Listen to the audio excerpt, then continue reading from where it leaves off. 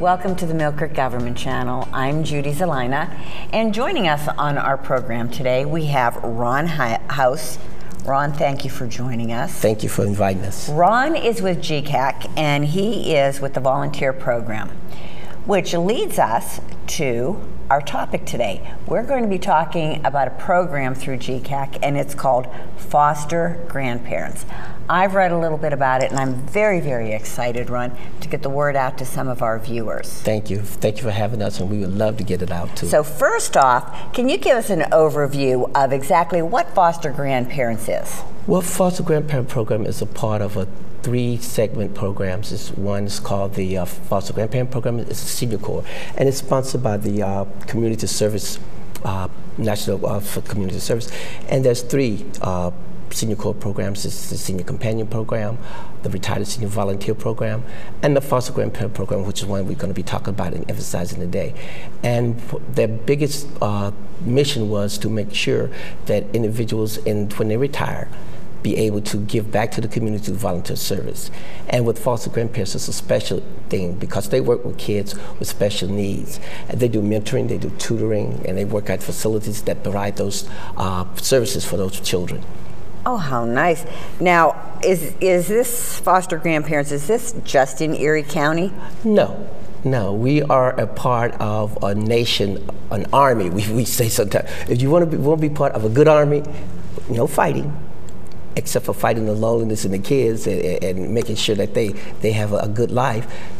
Be a part of that army. It's in the United States across Pennsylvania. I think we have about 23 in Pennsylvania. Really? And we have across the eastern coast, hundreds, and also in Puerto Rico. However, they don't let us go down that way, so. Oh, well, that'd be a nice vacation to go check things out down there, huh, Ron? It would be. Okay. Now, all right, what are qualifications? Is there an age qualification? You have income or what? There is an age qualification. You have to be at least age 55 young.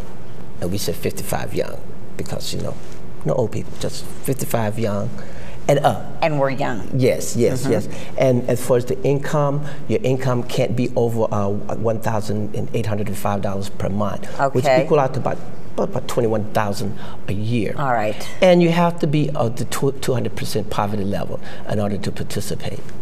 Okay. Now, because of these guidelines, do I get paid for this? I mean, is this a service that I'm going to provide, but I'm going to get paid for it? Oh yeah, they give you it's a bonus. Yeah, extra, what they call, volunteer have extra money. And what it does, it gives you something like a stipend because, if you work in facilities like that, you always have to go presentable. And you have to go clean and presentable. So they give them like a stipend of, I think it's about $2.65 an hour. And you have to be able to work anywhere from 20 to 40 hours. Okay. Within a 2 weeks period. All right. Do I have to get clearance? Yes, yes. Doesn't it cost you to get clearance, though? It does, but a lot of times the agency might pay for it. All right. Or we find some way that it could be paid for it. Okay. And you have to be able to get the clearance for child abuse,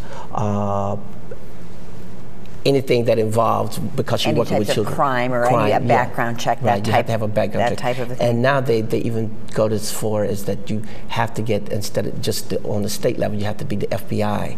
So a lot of times we could work with the state trooper, state patrol, and they'll be able to assist us with getting some of that if we don't have And I think that's funds. Wonderful because it protects everybody involved. It protects the volunteer. Correct. It also protects the child. Yes. Yes. And that's most important. It certainly is. Yes. All right. Say I've signed up for this program. I mean, I've met all the other qualifications. I've got my clearance. Is there a training program, or are you just going to throw me into it? We would never do that to you. There is a training. I think it's about 20 hours. It's about a three-day training that you come in. And one thing they want you to know is what the mission of the program. We want the do's and don'ts, some of the things that you can and cannot do. Because remember, a lot of the foster grandparents or grandparents, they're used to running and hugging their kids and but because of the regulation, those are some type of things that you're not able to do. So you need to know those type of things, right? And you need to know that how children learn. Okay. They're different from the learning style from the past. There's some kids are visual. There's some kids are just different. So you need to, we're not trying to make you I guess a professional, right. but you just need to know those type of things in order for you to go through. Okay, Ron, the children that I would be working with, how do the children get involved in this program? Well, they're involved in it. If they work with the school district, they're involved into their schools. All if they right, need so the schools are the ones that pick the students. All right, okay. If they're with the schools, and if they're with other special organizations, say like Harbor Creek Youth Services. Okay. They go through those particular programs, and like the Gertrude Barber Center, some of the clientele there. Okay.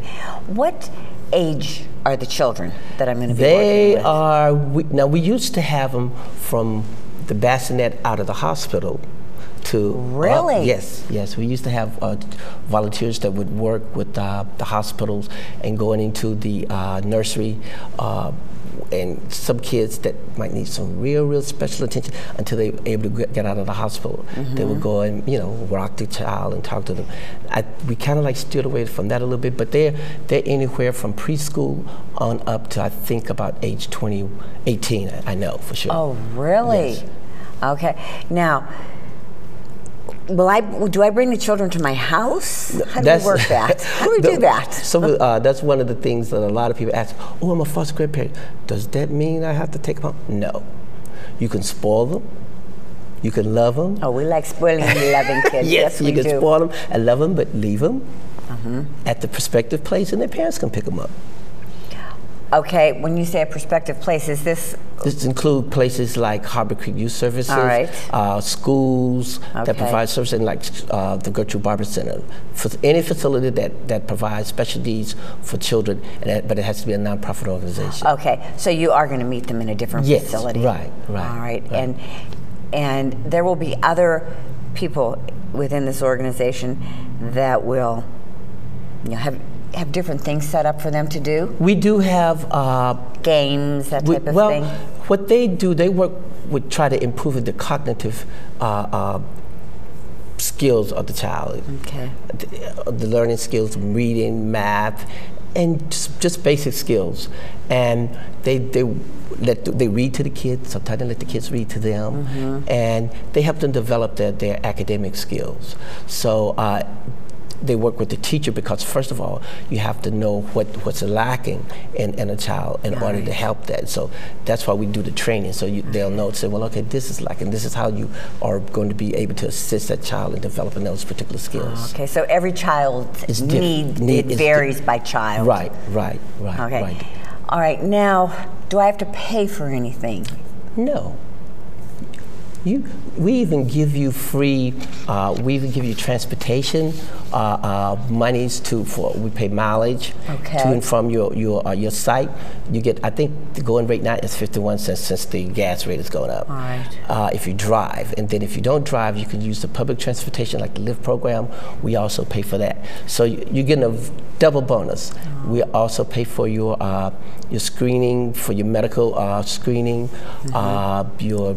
we give TB tests. You have to go through all that. We pay for that. So and just in terms of not only the activity that you do in volunteer service work, but you might need a special checkup. So you get that. Okay. What about if I want to meet them and take them to get something to eat? Is that out of my pocket? Yeah, we don't encourage that. All right. Because you prefer keeping them at the facility and not taking them off site. Because that's safeguard not only the child. See, I'm ready to film a junk food already.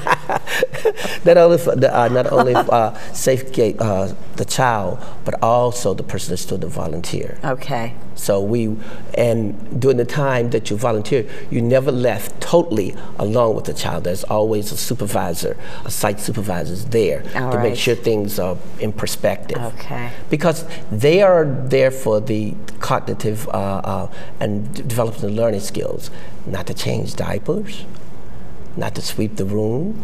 But if a child needs assistance helping, learn how to cut up their meat and their food, that's allowable. Okay. But you're strictly there for develop the learning skills of the child. Okay, because face it, the grandparent is not the professional in this situation. No, they have a professional. It's important that we do have professional individuals there to make sure that they're following the protocol of the program in terms of its mission. Also to make sure that things work well between the child and the foster grandparent. Okay. Ron, again, how many hours do I have to commit to? We ask anywhere from 20 to 40 hours within a 2 weeks period. All right. What if I'm scheduled to work and something comes up? If you're scheduled to work and something comes up, then the only thing you would do is call in to us and let us know what happened. In the meantime, you do receive some sick hours. I think it's 13 days out of the year. You also receive vacation hours.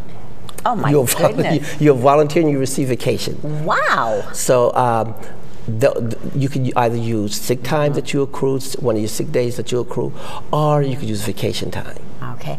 Now, is this the hours? What I'm getting at here now is it daytime hours? Or do you have evening hours? Do you have weekend hours? What if someone wanted to take advantage of this? They were working part-time during the day or something like that. Well, do you have evening? Do you have things we in the do evening? have some in the evening, but a lot of facilities are not open in the evening. The facilities that we deal with, a lot of them are not open in the late evening. Now there are some that goes at 8 and get off around about 12, 1 or 2, and then from 1 until to about 5. That's allowable, but we don't engage in any activities after 5. Okay. What about weekends? Do you have weekends? Any? Not usually? No, not usually, no. Okay. No. All right. That's why it's called grandparents, because you're probably retired. Yes, definitely.